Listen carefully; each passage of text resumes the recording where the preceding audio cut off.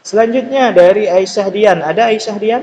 Perkembangan Hadir, Pak. teknologi dapat memiliki pengaruh buruk terhadap proses laporan keuangan ataupun audit.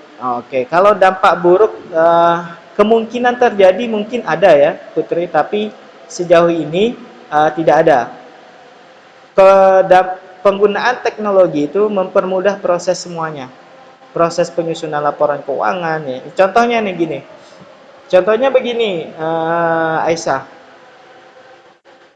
Kalau teknologi kita tidak menggunakan teknologi dalam penyusunan laporan keuangan, 1 tahun laporan keuangan itu mungkin bisa selesai dalam waktu 2 tahun. Loh kok bisa, Pak? Bayangkan kalau semuanya harus kita buat dalam manual. Tulis di buku misalnya.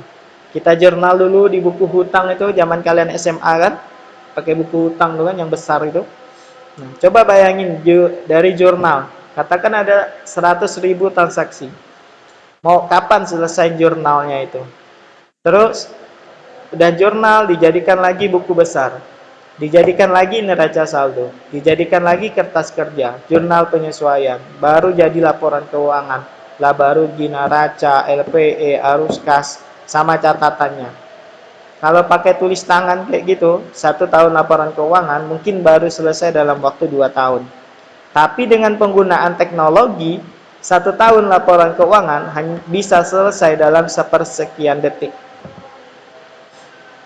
Pak, kalau misalnya kan setelah jurnal itu semuanya sistem, Pak. Ya, Apakah sistem itu sudah 100% akurat atau pernah kejadian kalau sistem itu tidak akurat gitu, Pak?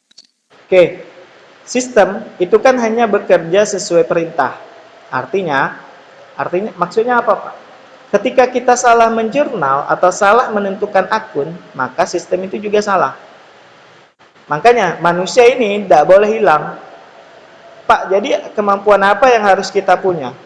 Satu, kemampuan dalam menggunakan sistem itu. Yang kedua, kemampuan kalian dalam menganalisa kejadian transaksinya. Agar kalian tidak salah dalam menentukan akun. Misalnya, harusnya ada transaksi penjualan secara tunai, tapi kalian nyatetnya piutang. Itu kan salah.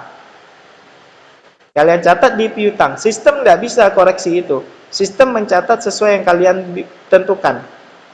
Jadi kalau kalian salah dalam menentukannya, sistem juga ikutan salah.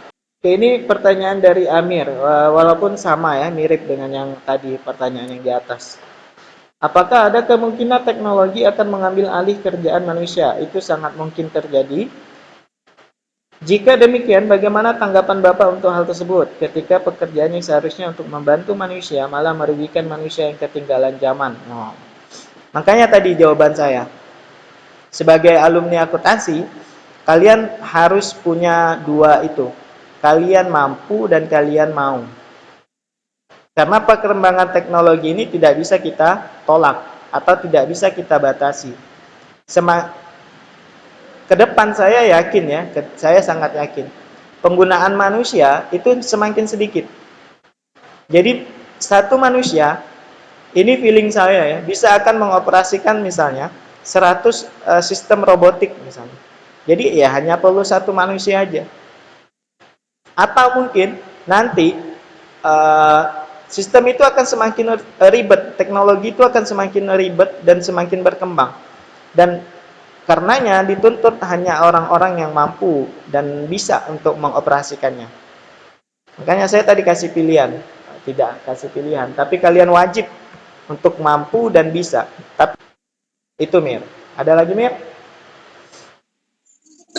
Itu Pak, yang tadi kan pertanyaan itu udah Bapak jawab. Yang mau saya tanyakan itu menurut pendapat Bapak gitu.